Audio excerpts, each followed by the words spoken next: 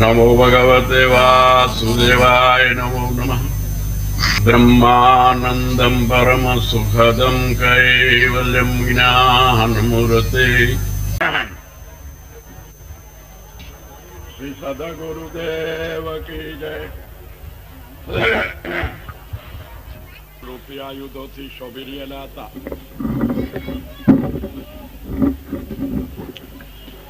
પોતાના પુત્ર રૂપે અવતરેલા ભગવાનને જોઈને તેમના અવતારના ઉત્સવના શ્રમભરમાં પડેલા અને વિસ્મયથી જેના નેત્ર પ્રફુલ્લિત થઈ ગયા એવા વસુદેવે તે સમયમાં નાઈને 10,000 ગાયોનું દાન કરવાનો મનથી સંકલ્પ કર્યો.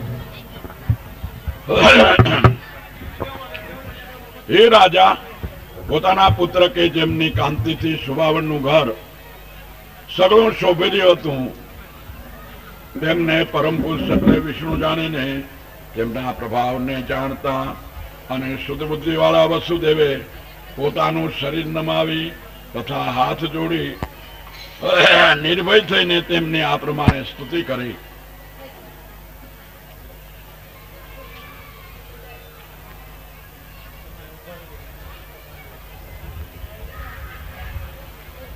સ્તુતિ કરે છે. કેવળ અનુભવ અને આનંદ જેનું સ્વરૂપ છે એવા સર્વબુદ્ધિઓના સાક્ષી અને પ્રકૃતિથી પરપુરુષ આપ સાક્ષાત દેવખવામાં આવવા છે.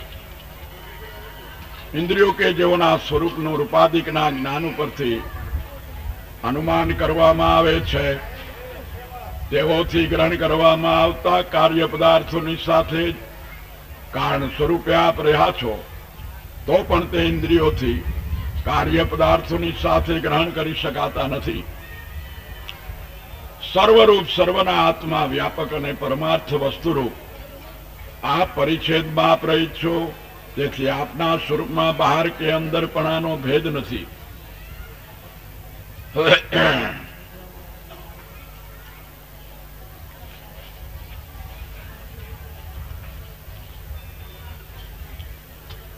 આ પ્રમાણે ભગવાનના વાસુદેવ ભગવાનની સ્તુતિ કરે છે. સુખદેવજી કહે છે પછી મહાપુરુષના લક્ષણ વાળા એ પુત્રને જોઈને કંસથી ભય પામેલા અને પવિત્ર હાસ્ય વાળા દેવકીજીએ ભગવાનની સ્તુતિ કરી. દેવકીજી સ્તુતિ કરે છે કે અપ્રગટ કારણ રૂપ મોટું ચૈતન્ય રૂપ નિર્ગુણ નિર્વિકાર સત્તા માત્ર વિશેષ રહિત અને ક્રિયા રહિત જે સ્વરૂપ કહેવાય છે તેજાપ બુદ્ધ્યાદિકના પ્રકાશ કરનારા વિષ્ણુ છો. હે નારાયણ, આપના ચરણ કમલમાં હું વંદન કરું છું. હે જગતના આત્મા, શંખ ચક્ર ગદા તથા પદ્મની શોભા વાળા આ ચાર ભુજા વાળું આ અવલૌકિક સ્વરૂપ આપનું સમાવો.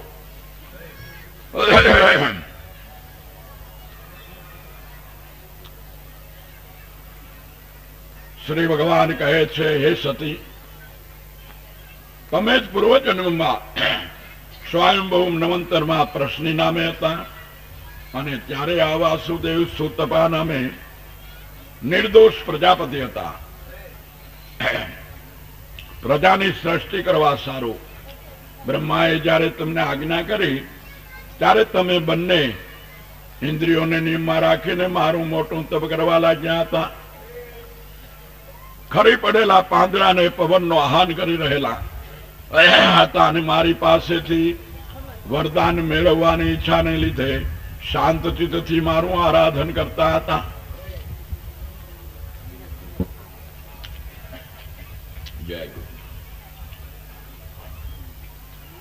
એ પ્રમાણે મારામાં ચિત્ત રાખી તીવ્ર અને અત્યંત દુષ્કર તપ કરતા. ઘણા જ વર્ષો વીતી ગયા ત્યારે તપ શ્રદ્ધા અને નિરંતર ભક્તિથી હૃદયમાં ધ્યાન કરેલો અને વરદાન દેનારાઓના અધિપતિ રૂપે તમારાથી તમારી પાસે પ્રગટ થયો હતો. મેં વરદાન માગવાનું કીધેલું ત્યારે તમે મારા જેવો પુત્ર થવાની ઈચ્છા કરી અને વરદાન માગેલ હતું. ત્યારે પ્રશ્ની ગર્ભ નામે હું તમારો પુત્ર થયો હતો. પાછા તમે બે બીજા અવતારમાં કશ્યપ અને અદિતિ થયા હતા. ત્યાં પણ ઉપેન્દ્ર એવા નામથી એટલે વામનદેવજી નામે તમારે ત્યાં હું અવતર્યો હતો. એ અવતારમાં ઠીંગણો હતો, તેથી વામન એવું નામ પડ્યું હતું. આ તમારા ત્રીજા અવતારમાં પણ એ જ શરીરથી ફરીવાર તમારે ત્યાં અવતર્યો છું. એ સત્ય આ વાત મેં યથાર્થ કહી છે તેમ માનજો. તમે પુત્રભાવથી અને બ્રહ્મભાવથી પણ મારું વારંવાર ચિંતન કરશો અને સ્નેહ રાખશો. તેથી હવે તમારો મોક્ષની પ્રાપ્તિ થશે. જો તમે કંસથી બીતા હો તો મને ગોકુળમાં લઈ જાઓ અને યશોદાને કન્યા આવી છે તે અહીંયા લઈ આવો.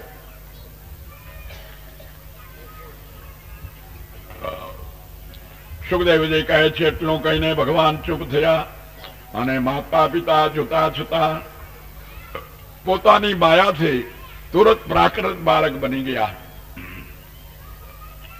વસુદેવે સુવાવડના ઘરમાંથી પુત્રને લઈને જ્યારે બહાર જવાની ઈચ્છા કરી ત્યારે નંદની શ્રી યશોદાએ યોગમાયાને જન્મ આપ્યો. એ યોગમાયાએ દ્વારપાલોના સગળા જ્ઞાન અને સગળી વૃત્તિઓ હરી લેતા દ્વારપાળો બધા ચિતરેલા પુતળા જેવા થઈ ગયા. દ્વાર ખોલી ગયું. ભગવાનને લઈને વાસુદેવ બહાર નીકળી ગયા. તેની પણ તેને કોઈને ખબર પડી નહીં. એ સમયમાં વારંવાર મેઘ વરસવાને લીધે યમુનાજીમાં પૂર હતા. ગંભીર જળના પ્રવાહના વેગને લીધે મોજા ઉછળવાના ભારે ફીણ તેમાં ચડ્યા હતા અને જળમાં સેંકડો ભયંકર ચકરીઓ પડતી હતી. તો પણ નદીએ રામચંદ્રજીને જેમ સમુદ્રે માર્ગ આપ્યો હતો તેમ વાસુદેવને માર્ગ આપ્યો. વાસુદેવ નદી પાર કરીને સગળા ગોવાળિયાઓને માયાથી સુતેલા જોઈ યશોદાના શયનમાં પોતાના પુત્રને મૂક્યો અને ત્યાંથી એ યોગમાયાને લઈને ઘેર આવ્યા. એ દીકરીને દેવકીના શયનમાં મૂકી પાછી પોતાના પગમાં પોતે આપોઆપ બેડિયું પહેરી લે અને પાછા એ કમાર બંધ થઈ ગયા. પેરે ગીરો જાગ્રત થયા. તાજુ જન્મેલું બાળક જાણે રડવાને લાગ્યું.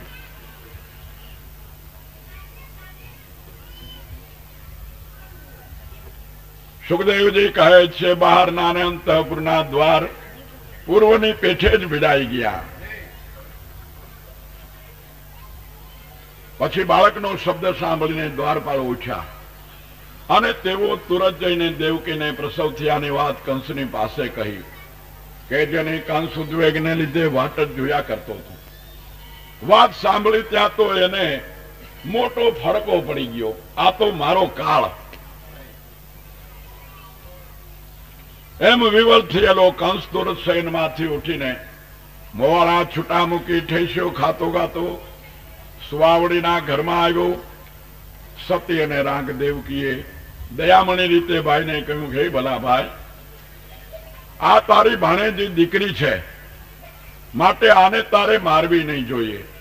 એ ભાઈ, તે દૈવના પ્રેરણાથી મારા અગ્નિ જેવા તેજસ્વી ઘણા પુત્રોને મારી નાખ્યા, પણ આ એક દીકરી મને દેવી જોઈએ. હું તારી નેની બેન છું, રાંક છું, મંદ ભાગ્યવાળી, અને જેના પુત્રો મરી ગયા છે એવી છું. તો હે ભાઈ, આ છેલ્લી પ્રજા મને રેવા દો. સુખદેવજી કહે છે એ પ્રમાણે દીકરીને છાતી સરખી દાબી બહુ જ રાંકની પેઠે રુદન કરતી. દેવકીએ પ્રાર્થના કરી તો પણ દુષ્ટ કંસે તેને તરછોડીને તેના હાથમાંથી કન્યાને ઝંટી લીધી. આંચકી લઈ સ્વાર્થી સ્નેહને ઉખેડી નાખનારા કંસે એ બેનની દીકરી કે જે માત્ર જન્મેલી જ હતી તેને પગ જાલીને પથ્થર ઉપર પછાડી. વિષ્ણુની નાની બેને દેવી કંસના હાથમાંથી ઉછળીને તુરત આકાશમાં ગઈ. ત્યાં સાક્ષાત યોગ માયા રૂપે દેખાવાને લાગી. દિવ્ય માળા વસ્ત્ર લેપ રત્ન અલંકારથી શોભતી હતી. મોટી 8 ભુજાઓમાં ધનુષ ત્રિશૂળ બાણ ढाल तलवार शंख चक्र ने गदा ये 8 आयुधो जेने धारण कर्या था।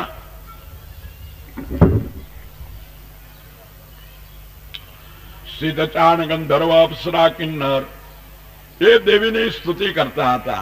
ए देवीए कंसने कह્યું કે હે મંદ ભાગ્યવાળા કંસ,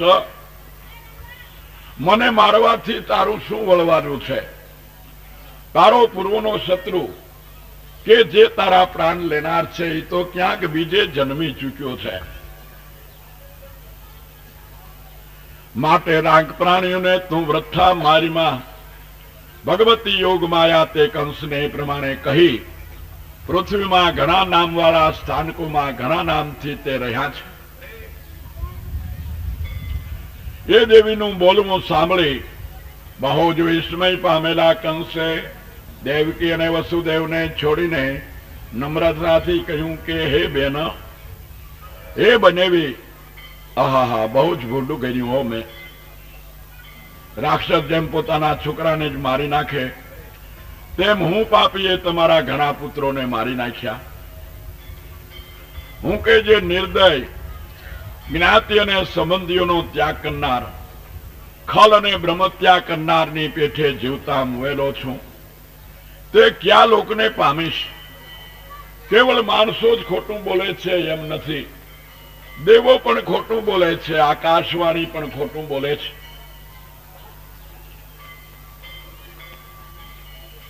પોતાના પ્રારબ્ધ ભોગ્યા તેઓનો શોક કરોમાં, કેમ કે દેવાધીન પ્રાણીઓ નિરંતર એક ઠેકાણે સાથે રહેતા જ નથી. એટલા માટે હે ભલી બેન, આ બધું દૈવના યોગથી થયું છે એમ માનું. પ્રારબ્ધને માનવા કે છે તારા પુત્રોને મેં મારી નાખ્યા તો પણ તેઓનો તું શોક રાખીશ માં? કેમ કે સર્વ પ્રાણીઓને પરતંત્રપણાથી પોતાનું કરેલું ભોગવવું પડે છે.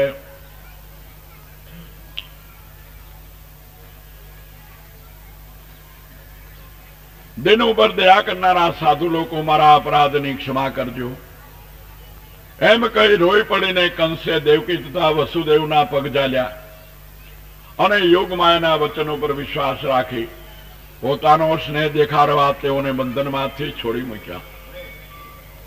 એ પસ્તાયેલા ભાઈ ઉપર દેવકીએ ક્ષમા કરી અને વસુદેવે પણ વૈર મૂકી હસીને તેને કહ્યું કે મહાત્મા કંસ, જેમ તું કહે છે તેમ જ છે.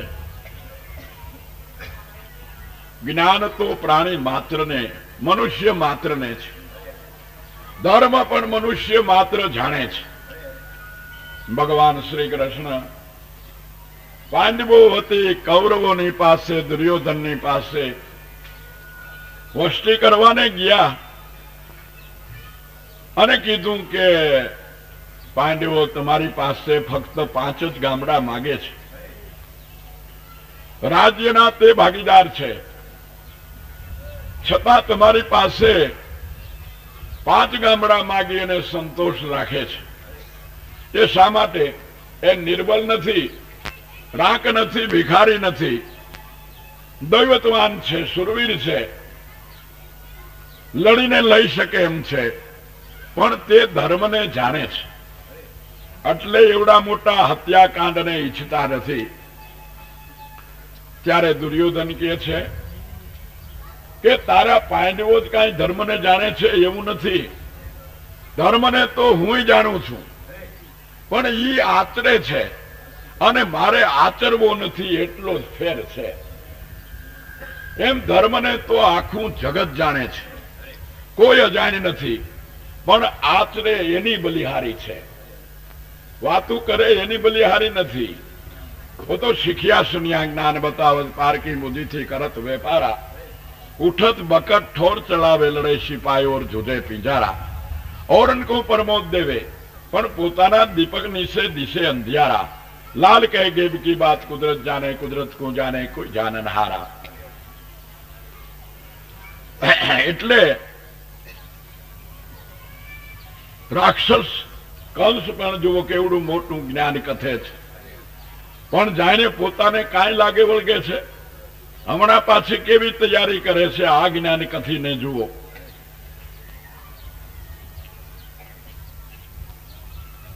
પ્રસન્ન થયેલા દેવકી અને વસુદેવે શુદ્ધ અંતકરણથી બોલાવેલો કંસ તેઓની આજ્ઞા લઈને પોતાના ઘરમાં ગયો. એ રાત્રિ વીતી ગયા પછી કંસે મંત્રીઓને બોલાવીને તેઓને યોગમાયાએ કહેલી સગળી વાત કઈ સંભળાવી. પોતાના સ્વામી કંસનું બોલવું સાંભળીને તેના મંત્રી દૈત્યો કે જેવા દેવતાઓના શત્રુ, દેવતાઓ પર ક્રોધ કરનારા અને લાંબા વિચાર વગરના હતા, તેઓએ કંસને કહ્યું કે યાદવોના ઇન્દ્ર, જો એમ હોય તો પૂર ગામડાને વ્રજવાસી વ્રજાદિકમાં 10 દિવસ અંદરના અને 10 દિવસ ઉપરાંતના પણ જે બાળકો જન્મેલા હશે તેઓને આજે જ અમે મારી નાખશું. આ જ્ઞાન, આ સમજણ, જ્ઞાન કહેવાનું, બીજાને ઉપદેશ કરવાનો, પોતાની ઉપરથી દ્રોહ મટાડવાને માટે જ ખાલી જ્ઞાનનો ઉપયોગ કરવાનો.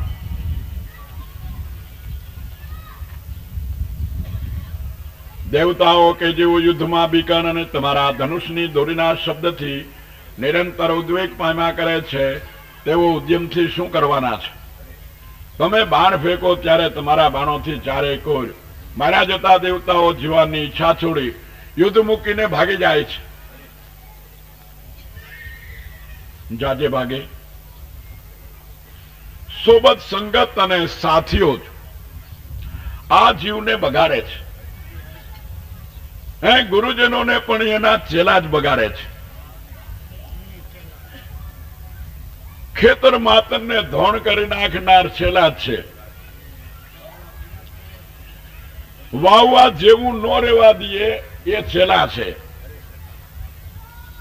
પણ દાસ અને સેવક જે બને છે તેની વાત અનેરી છે. એ તો ગુરુના વચને ચાલે છે. ઓલા એમ કે છે, ગુરુ મહારાજ ખમો ખમો, તમને એમાં ન ખબર પડે, હું હમણાં ભાઈને સમજાવી દઉં, ખરેખરું કહી દઉં. હે, એ બધા છેલ્લા છે. ગુરુ કે ચેલાજી કે જે ગુરુજી જરા જોતો ખરો વરસાદ આવે છે કે નહીં, જોઈ આવી જોઈ. કે બાપુ જુઓ મીંદડી આવી બહારથી, એ ભીની હોય તો વરસાદ આવતો હોય છે, હાથ ફેરવી લ્યો ને. અને કોરી હોય તો માનજો કે વરસાદ નથી આવતો. થોડીક વાર થઈ તે ગુરુજી કે ચેલાજી કે જી ગુરુજી, હવે ફાનસ ઠરી નાખ, સુઈ જવું છે. કે બાપુ આંખ્યું જ વીતી જાવ એટલે ફાનસ ઠરી જ ગયું છે, નકામું મારે ઉઠવું એમ. ત્રીજું કે ચેલાજી જી ગુરુજી, કમાડ બંધ કરી દે. કે બાપુ જુઓ 2 કામ મેં કર્યા, હવે આ ત્રીજું તમારે કરવાનું. અને જુઓ સગવડ છે, તમારા પગ છે ન્યા, મારો ઠેબું એટલે થઈ જાય બંધ. આનું નામ શિષ્ય. આ છેલ્લા ખેતર ધોઈ નાખે. એટલે કંસની પડખે ચડીને તેના ઉપદેશકોએ ઉલટાનો તેને ટાઈટ કર્યો, જલ્દી મરી જાય એવો. કેટલાક દેવતાઓ હથિયાર મૂકીને ભાગી જાય છે. બીના છીએ એમ બોલવાને લાગી જાય છે. નિર્ભય સ્થાનકમાં શૂરવીરને યુદ્ધ ન હોય ત્યાં લડાઈ હાંકનારા, બડાઈ હાંકનારા દેવતાઓથી, ગુપ્ત નેરાર વિષ્ણુથી અને વનવાસી શિવથી, અલ્પ પરાક્રમ વાળા ઇન્દ્રથી કે તપ કર્યા કરતા બ્રહ્માથી તમને શું થવાનું હતું? એ તમને શું કરી શકવાના હતા? તમે સર્વેથી પ્રબળ છો.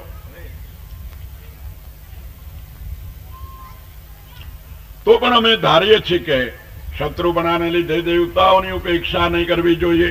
એટલા માટે અમે કે જેઓ તમારા સેવક છીએ તેઓને દેવતાઓની મૂળ ખોદી નાખવાની આજ્ઞા કરો. દેવતાઓનું મૂળ વિષ્ણુ છે અને વિષ્ણુ જ્યાં સનાતન ધર્મ હોય ત્યાં હોય છે. એ ધર્મનું મૂળ વેદ, ગાય, બ્રાહ્મણો, તપ, યજ્ઞ અને દક્ષિણાઓ છે. માટે હે રાજા, સગળા ઉપાયો કરી વેદિયા, તપસ્વી અને યજ્ઞ કરનારા બ્રાહ્મણોને તથા યજ્ઞમાં ઉપયોગી થાય એવા ઘી દૂધાદી આપનારી ગાયોને અમે બધાને મારી નાખશું કે જેથી વિષ્ણુને પુષ્ટિ મળે નહીં.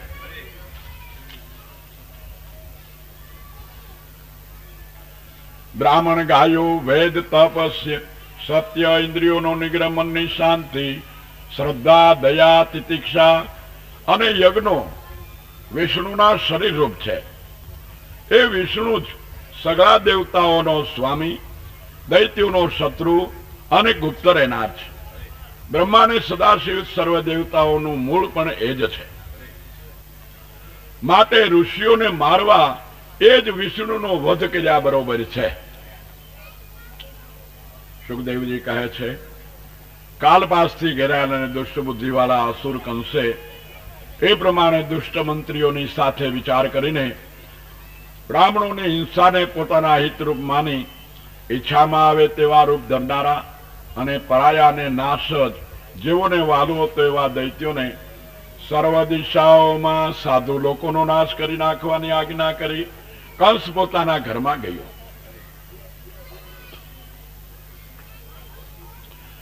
રજોગુણી સ્વભાવવાળા તમોગુણથી મૂઢ બુદ્ધિવાળા અને જેઓનું મોત સમીપમાં આવ્યું હતું એવા એ દૈત્યો સત્પુરુષોનો દ્વેષ કરવા લાગ્યા.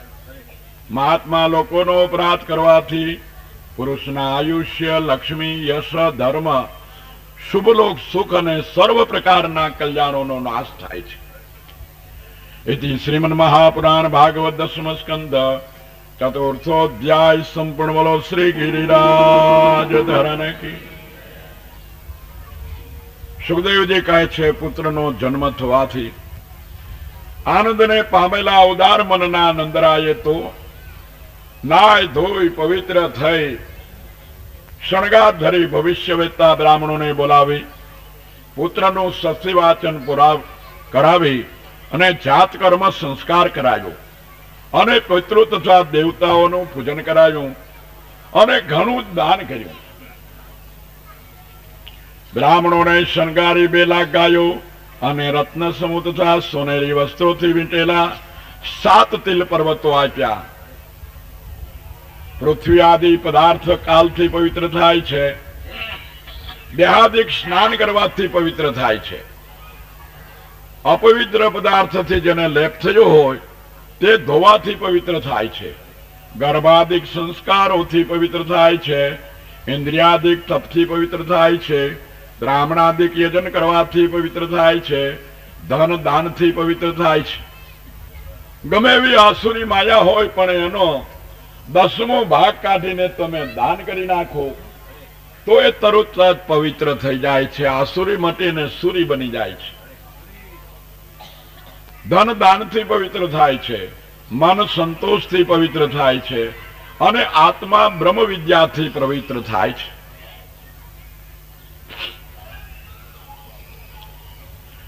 યશોદાને પુત્ર આવ્યો સાંભળી રાજી થયેલી ગોપીઓ વસ્ત્ર, આભૂષણ અને અંજન આદિથી પોતાના શરીરને શણગારવા લાગી.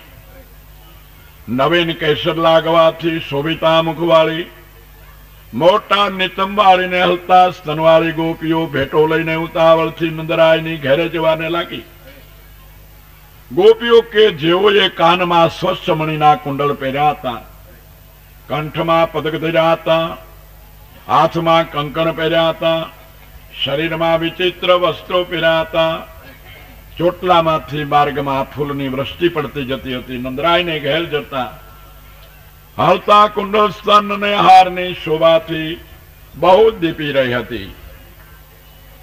જેના મનમાં ભગવાનના દર્શનનો અતિ પ્રેમ વ્યાપી રહેલો હતો એ જ મોટી શોભા હતી. શરીર કે મન કોઈ સોના રૂપાથી દીપતા નથી. સાચો શણગાર ભગવાનનું નામ છે. તુલસીની માળા એ રાણા પ્રેમનો ચૂડલો, મારે તો શીલ સંતોષ શણગાર. અવલ ઘરેણું, આત્મારૂપી અવલ ઘરેણું મારા અંગની ઉપર હવે બીજો શો ધરવો છે શણગાર. એ સાચા શણગારથી જ સ્ત્રી કે પુરુષો એ શણગારથી શોભે છે. દિવ્ય વસ્ત્ર માળા અને કંઠના આભૂષણથી શણગારી એ બોત્સવની માલિકોર ભાગ્યશાળી રોહિણી અને યશોદા ભમતા હતા. ત્યાંથી માંડીને ભગવાનના નિવાસથી ભરેલા પોતાના અસાધારણ ગુણોથી નંદરાયનું ગોકળ સગળી સમૃદ્ધિ વાળું ને લક્ષ્મીજીને રમવાના સ્થાનક રૂપ થયું હતું. પછી એ પરીક્ષિત રાજા ગોકુળની રક્ષા કરવાની ગોવાળિયાઓને ભલામણ આપી નંદરાય કંસને વર્ષનો કર દેવા સારું મથુરામાં ગયા. દર વર્ષે વ્રજવાસીઓ પોતાના રાજાને ઘેર બેઠા કર આપી આવતા હતા. એ સમય થયો એટલે તે કર આપવાને માટે ગોવાળિયાઓને ગોકુળનું રક્ષણ સોંપી અને પોતે ગયા. પ્યારા મિત્ર વસુદેવને હાથ વચ્ચે આલિંગન કર્યું. પૂજેલા સારી રીતે બેઠેલા, જેનું મન પોતાના પુત્રોમાં લાગી રહ્યું હતું, એવા વસુદેવે આદર ભાવથી આરોગ્ય પૂછી આ પ્રમાણે કહ્યું કે હે ભાઈ, વૃદ્ધ પ્રજા રહિત અને પ્રજાની આશા પણ જેને છોડી દીધી હતી, એવા તમને હમણાં પ્રજા આવી એ ઘણું સારું થયું. આ સંસાર રૂપી ચક્રમાં ફર્યા કરતા તમે આજે ફરીવાર જન્મેલા જેવા જણાવો છો, એ ઘણું સારું થયું. કેમ કે પ્રિયનું દર્શન ઘણું દુર્લભ છે. પાણીના પ્રવાહથી તણાતા જતા ખર અને કષ્ટ આદિની સ્થિતિ જેમ એક ઠેકાણે રહેતી નથી, તેમાં વિચિત્ર પ્રારબ્ધ વાળા સંબંધીઓનો પ્રિય સહવાસ પણ એક ઠેકાણે રહેતો નથી. ભગવાનની દયાથી, તેની જ કૃપાથી આપણે આટલા મોટા સમુદાયની માલિકો આજે અત્યારે આનંદ કરી રહ્યા છે. એ ભેગો કરનાર પણ એ જ વૈકુંઠનાથ ઈશ્વર છે. સુયોગો પ્રાપ્ત કરાવનાર ઘટોઘાટનો વાસી એ વનમાળી પોતે સુયોગો આપે છે. એ સુયોગોની માલિકો જાગીને જે કાયમને માટે તેનો અનુરાગી બની જાય છે, કાયમ તેનો ભક્ત બની જાય છે, તે તેના ધામની માલિકો કાયમને માટે આનંદ કરે છે. હરિના જન તો મુક્તિ ન માગે, માગે જન્મ જન્મ અવતારા. શા માટે? કે નિત્ય કીર્તન નિત્ય ઉત્સવ નિરખવા નંદ દુલારા. ધન્ય બ્રજાવન, ધન્ય શ્રી ગોકુળ, ધન્ય શ્રી વ્રજના વાસી, જ્યાં અષ્ટ સિદ્ધિ તો આંગણીએ ઉભી મુક્તિ જેની દાસી. આ ભરતખંડની માલિકો જન્મી જેને હરિગુણ ગાયા, ધન્ય ધન્ય તેની માત પિતાને સફળ કરી તેને કાયા. આ સુયોગો આપનાર હે ભગવાન પોતે જ. આ સુયોગોને પ્રાપ્ત કરીને જે ભગવાનના શરણમાં કાયમને માટે રહે છે, તે જીવ આ સંસારને સહેજે તરી જાય છે. જેમ ગાયના ખરીનું ખાબોચિયું કેવડું, એવડો એને સંસાર ભાસે છે. અને મીરા જેવાએ તો એમ કીધું કે ભવસાગર સબ સુખ ગયે હે, હવે ફિકર નહીં મુझे તરન કી, લાગી લગન ગુરુ ચરણ કી. નંદરાય કહે છે, ઓહો દેવકીથી થયેલા તમારા ઘણા પુત્રો કંસે મારી નાખ્યા, અને એક સૌથી નાની દીકરી રહી હતી તે પણ સ્વર્ગે ગઈ. માણસોની નિષ્ઠા અવશ્ય અદ્રશ્યના હાથમાં છે. એવી રીતે પોતાના સુખ દુઃખ કારણનો અદ્રષ્ટ છે, એમ જે સમજે છે તે કોઈ રીતે મૂંઝાતા નથી, તેમ બીજા ઉપર કોઈ પણ પ્રકારનો દોષ દેતા નથી. વસુદેવ કહે છે, તમે પ્રતિવર્ષ દેવાનો કર રાજાને આપી રહ્યા છો અને અમારી પાસે પણ મળી ચૂક્યા છો, માટે હવે તમારે અહીં ઘણો વખત ન રોકાવો. તમે વ્રજ ભેગા થઈ જાઓ. મને લાગે છે કે વ્રજની માલિકો કઈક ઉત્પાતો થતા હશે, કેમ કે ગોકુળમાં ઉત્પાત થતા હશે હું ધારું છું. સુખદેવજી કહે છે, એ પ્રમાણે વસુદેવનું વચન સાંભળી એ નંદાદી ગોવાળિયાઓ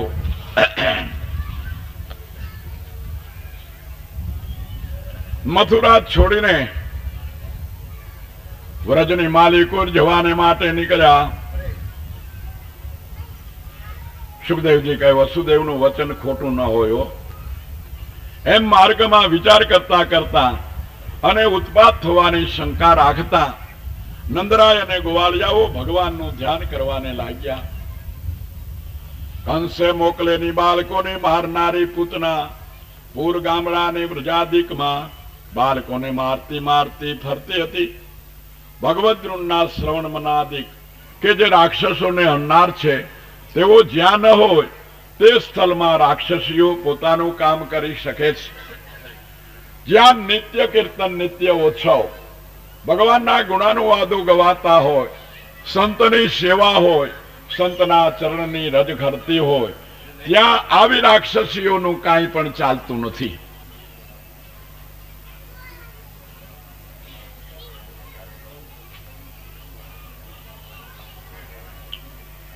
આકાશમાં ફરનારી અને યથેષ્ટ રીતે ચાલનારી તે પૂતના એક દિવસે નંદરાયના વ્રજમાં આવીને માયાથી પોતાના શરીરનો કોઈ ઉત્તમ સ્ત્રી જેવો વેશ બનાવીને અંદર પેઠી. કોઈ જોતા જ મોહ પામે લક્ષ્મીજી જેવું રૂપ ધરીને નંદરાયના વ્રજની માલિકો આવી. એના ચોટલામાં મલ્લિકાના ફૂલ ગૂંથેલા હતા. મોટા નિતવને સ્તન બહારથી કેડ લચકી રહી હતી. વસ્ત્ર ઉત્તમ પહેર્યા હતા. હાલતા કુંડળોની કાંતિને લીધે ઝળકતા કેશોથી મોઢું શોભી રહ્યું હતું. છોકરાઓને શોધતી આવતી એ બાલગ્રહરૂપ પૂતનાએ યદચ્છાથી નંદરાયના ઘરમાં બાલક કે જે પોતાનું સ્વાભાવિક મોટું તેજ ગુપ્ત રાખવા હોવાથી રાખમાં ભારેલા અગ્નિની ઉપમા ધરાવનાર અને દુષ્ટ પ્રાણીઓના કાલરૂપ તે ભગવાનને જોયા. પણ પૂતનાને તેનું અદ્ભુત સ્વરૂપ જોવામાં ક્યાંથી આવે?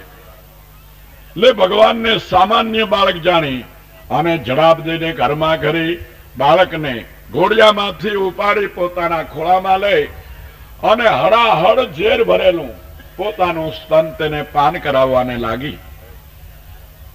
યશોદાએ જોયું, પણ કોણ જાણે કેવા સંભ્રમ થઈ ગયા કે તે પણ કાંઈ બોલી શક્યા નહીં, ના પાડી શક્યા નહીં. તે સ્થળમાં રોહિણી અને યશોદા જેવું તેની કાંતિથી મોહ પામી ગઈ હતી. તેઓ કેવળ ઊભી ઊભી જોયા જ કરતી હતી.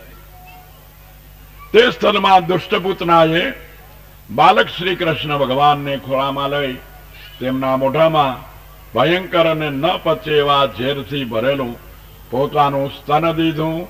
ક્રોધવાળા ભગવાને એ સ્તનને બે હાથ વચ્ચે બહુ દબાવી રાખ્યું. પૂતનાના પ્રાણની સાથે એને પીવાને લાગ્યા. સ્તનપાન કર્યું પણ પ્રાણ સહિત પાન કરી ગયા. સર્વમર્મ સ્થાનમાં પીડાતી પૂતના એ મૂકી દે હવે હા બસ બોલવા લાગી. આંખો ફાટી ગઈ, શરીરમાં પસીનો વળી ગયો. વારંવાર હાથ અને પગ પછાડતા રોવાને લાગી. એ પ્રમાણે સ્તનમાં વ્યથા થતા મરણ સમયે પોતાનું પ્રથમ રૂપ ધરીને એ રાક્ષસી વ્રજથી મરણ પામેલા વૃત્રાસુરની પેઠે આખા વ્રજમાં પડી. મરણ પામેલી એ રાક્ષસીનું મોઢું ફાટું રહ્યું હતું. અસલ સ્વરૂપ આવી ગયું જે હતું તે. કેશ છૂટી ગયા અને પગ તથા હાથ લાંબા થઈ ગયા. એ પરીક્ષિત રાજા એ પૂતનાના દેહ પડતા પડતા 6 ગાંવની અંદરના વૃક્ષોને ભાંગીને ભૂકો કરી નાખ્યો. આવડા મોટા અંગવાળી હતી કે 6 ગાંવ સુધીની એની લંબાઈ.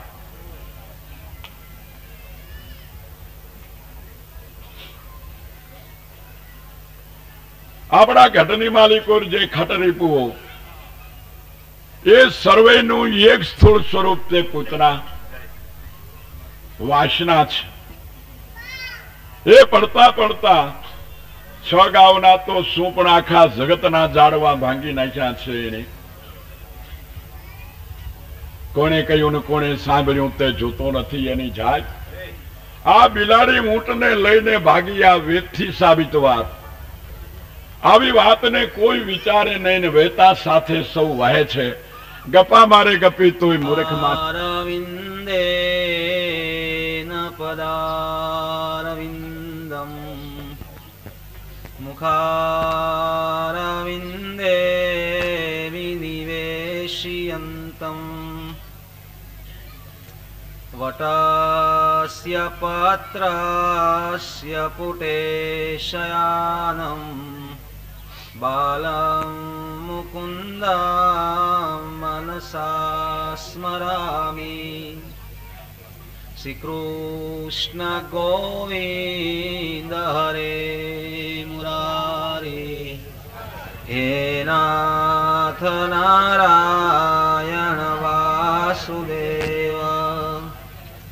जीवे पिबस्वामृतमेतदेव, गोविन्द दामोदर माधवेति। गृहे गृहे गोपवधू कदम्बा, सर्वे मिलित्वा समवाप्य योगम्।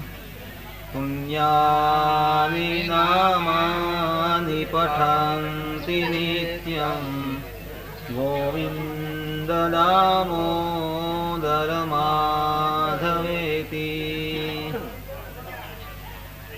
श्रीकृष्ण राधा वर गोकुलेश, गोपाल गोवर्धन नाथ विष्णु।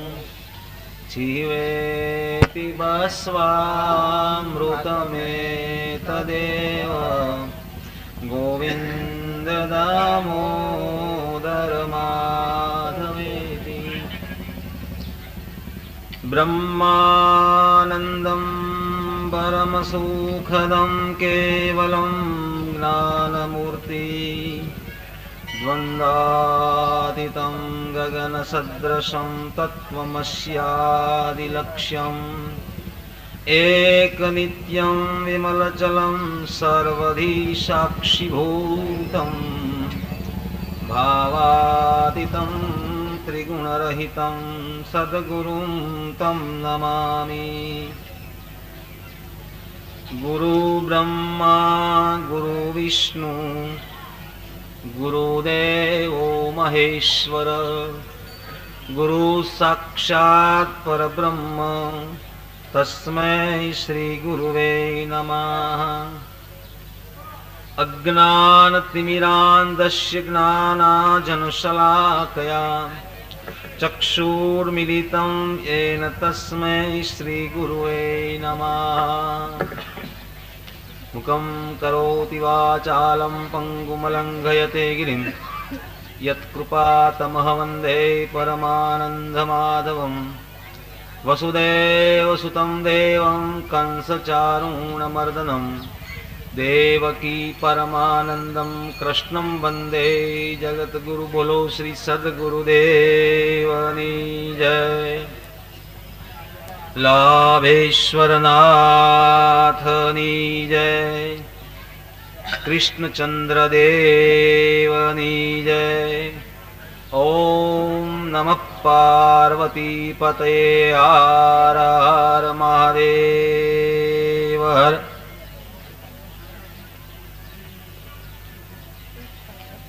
ओम नमस्तुभ्यं भगवते वासुदेवाय धीमहि, प्रद्युम्नाय निरुद्धाय नमः संकर्षणाय च।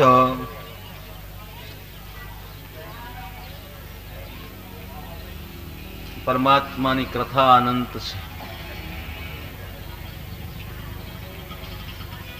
કથાનો પ્રસંગ ગઈકાલે તૂર્ણાવ્રતના વધ સુધી હતો।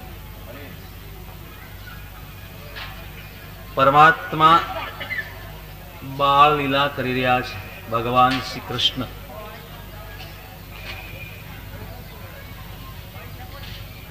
હવે આ 8મા અધ્યાયમાં નંદરાજાના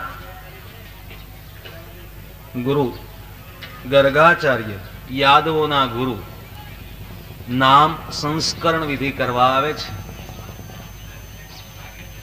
તે પ્રસંગ વર્ણવામાં આવશે।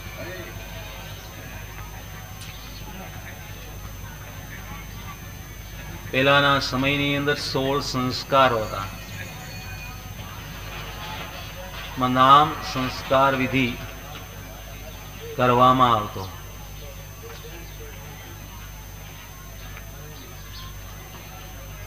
સુખદેવજી કહે છે કે હે રાજા, આ પરમાત્મા ભગવાન શ્રી કૃષ્ણના નામને પાડવા માટે વસુદેવજીએ ગર્ગાચાર્યને કહ્યું કે તમે નંદ રાજાને ત્યાં જાઓ,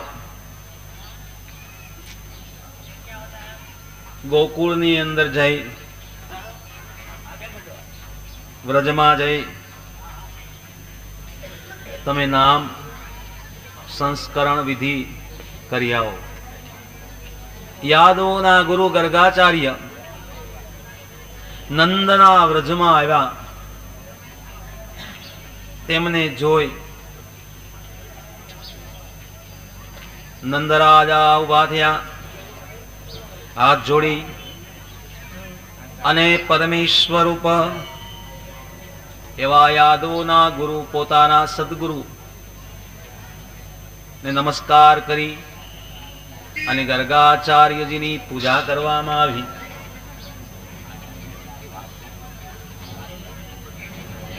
પૂજા કરી રહ્યા પછી નંદરાજાએ મુનિને સુંદર વાણીથી કહ્યું. નંદરાય ગર્ગાચાર્યને કહ્યું કે હે બ્રહ્મન, અમે એવું તે શું પુણ્ય કર્યું છે? અરે અમારા ભાગ્ય આજે ઉઘડી ગયા કે અમારા સદગુરુના આજે દર્શન થયા, કે તમારા દર્શન અને આગમન ગ્રસ્તોના કલ્યાણને માટે જ હોય છે. તેઓને કોઈ સ્વાર્થ હોતો નથી. તમે જેને ઇન્દ્રિયોને પહોંચી શકતી નથી એવા જ્યોતિષ શાસ્ત્રને કહ્યું છે, જેથી પૂર્વ અને વર્તમાન જન્મ ના ભૂત ભવિષ્યના ફળનું જ્ઞાન થાય છે. નંદરાજા ગર્ગાચાર્યને કહે છે, એ ગુરુદેવ, તમો વેદ જાણવામાં શ્રેષ્ઠ છો, તેથી અમારા બંને પુત્રોના તમે નામ પાડો, નામ સંસ્કાર કરો. ગર્ગાચાર્યજી કહે છે કે હે નંદ, હું યાદવોનો ગુરુ છું, તે તું જાણે છે. અને જો સંસ્કાર કરું ને તો આ તમારા પુત્ર દેવકીનો પુત્ર માનશે. કેમ કે પાપ બુદ્ધિ વાળો કંસ કન્યાની આકાશવાણી સાંભળી દેવકીનો 8મો ગર્ભ સ્ત્રી ન હોય એમ વિચાર કરે છે. માટે આવી શંકાથી તે જો તમારા પુત્રને મારે ને તો એ મારું બહુ જ ખરાબ થાય.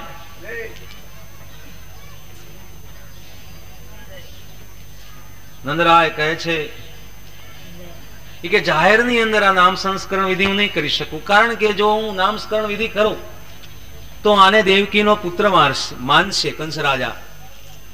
એટલે નંદરાજા કહે છે કે ગર્ગ, તમે કોઈ જાણે નહીં. વ્યાકુળ થઈ ગયા અને કહેવા લાગ્યા કે ગાડું ફૂટવાની મેરે કેમ ઊંધું પડ્યું? એમ કહેતા ને વિવાદથી મોહ પામેલા સગડા ગાડાને ચોમેર ટોળું ફરતું ટોળું વળી ગયું. કાઢું કારણ શું? પણ કારણ કે આ વાત તો કઈ દેખાય એવી નથી ને કે સર્વ કરતા સર્વ સંપન્ન સર્વ શક્તિમાન ઈશ્વર પોતે છે, કરી શકે આનો. ત્યારે ગોવાળિયા ને ગોપીઓને છોકરાઓએ કહ્યું કે અમે જોયું છે આ કૃષ્ણે જ પાટું મારીને આ ગાડાને ઊંધું વાળી દીધું છે, પણ આવડા છોકરાથી આ ગાડું ઊંધું વળી જાય એ ધ્યાનમાં કેને આવે? આ બાળકે રોતા રોતા પોતાના પગથી ઊંધું નાખ્યું છે. ગર્ગાચાર્ય કહે છે કે હે નંદ, આ રોહિણી નો પુત્ર છે, આ સામે બેઠેલ છે.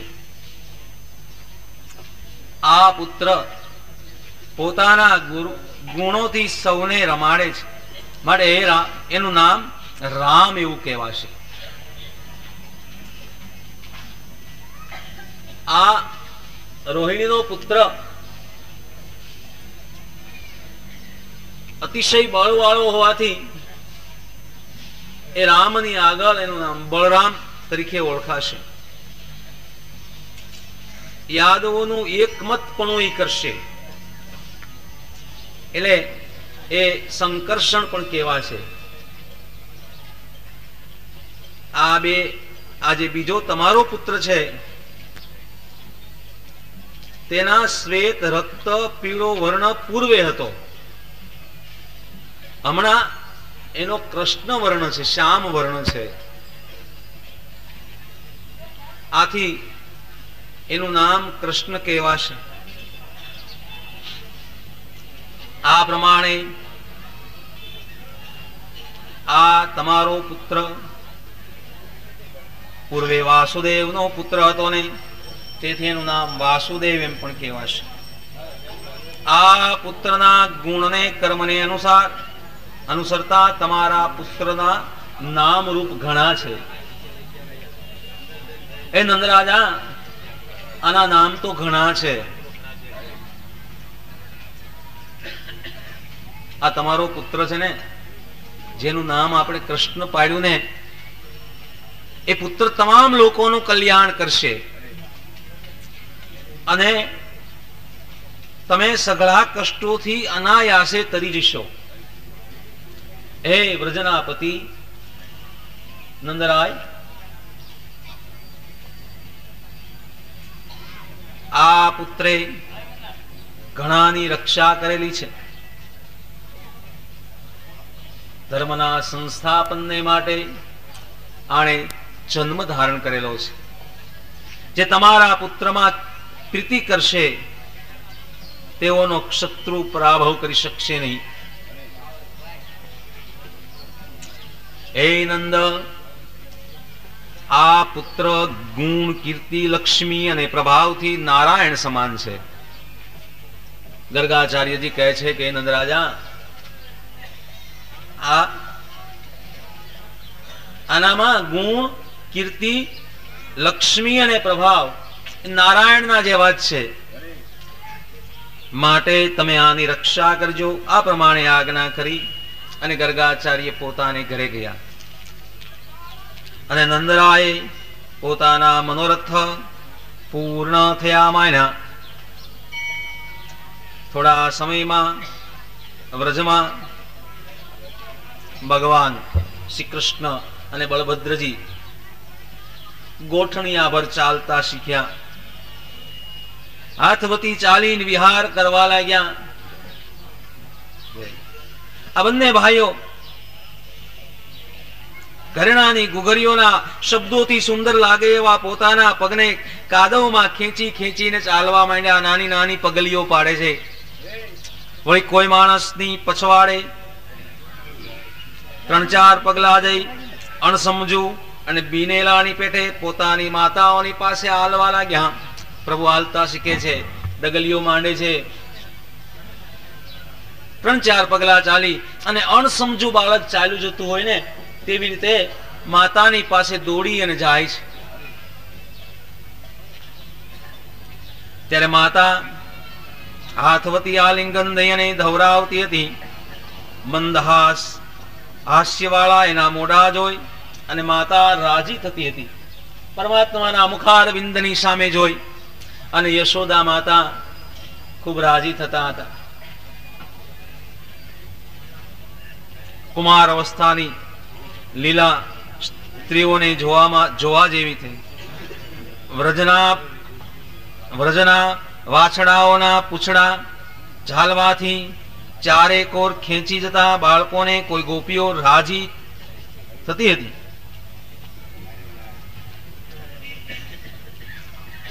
વ્રજની અંદર વાછડાઓના પૂંછડાને ઝાલી અને પરમાત્મા ચાલતા શીખતા હતા. નાના એવા બાળ સ્વરૂપે ચાલતા હતા. પગની અંદર ઘુઘરીઓ વાગતી હતી. ગોપીઓ આ બધું જોઈને ખૂબ રાજી થતી હતી.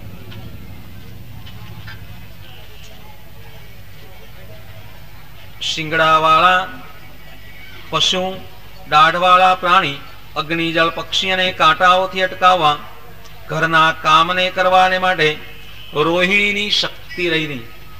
જશોદા અને રોહિણીની શક્તિ નહીં રહી ત્યારે બંને માતાઓની મનની મૂંઝવણ થયેલી જોઈ. ભગવાનની આજુબાજુ ફરવા જોઈએ, કારણ કે પશુઓ, દાઢવાળા પ્રાણીઓ અગ્નિમાં, જળની અંદર પરમાત્મા પડી જાય, માતાઓ તેની પાછળ પાછળ ફરતી હતી. ત્યારે બળભદ્રજીને શ્રી કૃષ્ણ થોડા સમય માટે ગોઠણ ઘસેડા વિના અનાયાસે ડગમગતા પગલે ચાલવાને લાગ્યા. શ્રી કૃષ્ણ અને બળભદ્રજી વ્રજના બાળકોની સાથે ભગવાન ઉભા ઉભા ચાલવા લાગ્યા. માતાઓની મૂંઝવણ જોઈ, માતાઓ તેની પછવાડે ફરતી હતી.